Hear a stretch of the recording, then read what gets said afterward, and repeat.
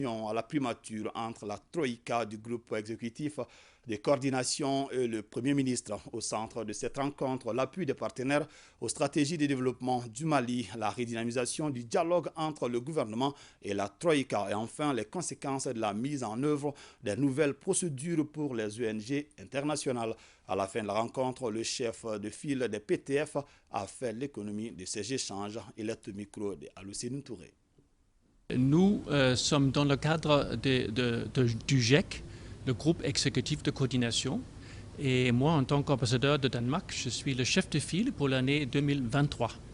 Mais il y a un troïka qui a rencontré le Premier ministre et le ministre de la Réconciliation, le colonel Wagué, et autres responsables dans les différents ministères pour voir comment les partenaires techniques et financiers peuvent appuyer le gouvernement dans la mise en œuvre des stratégies et des priorités, dans la bonne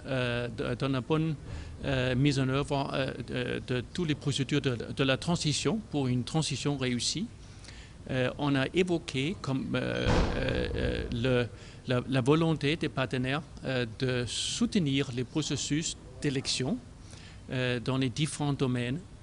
On a soulevé aussi quelques questions sur les nouvelles stratégies du pays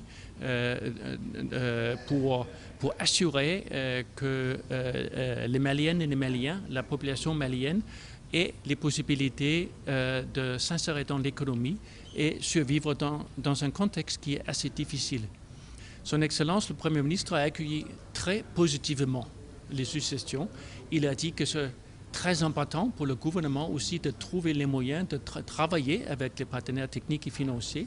Il y a beaucoup de défis qui se posent devant les pays. Il faut travailler ensemble pour lever les défis, pour trouver des solutions aussi. Et pour cela, il a donné en tant que mission pour les ministres du gouvernement de s'engager avec les partenaires techniques et financiers pour les différentes questions qui ont été soulevées lors de la réunion pour trouver des solutions et regarder dans le dialogue comment est-ce qu'on peut faire face aux défis, aux priorités du gouvernement aussi.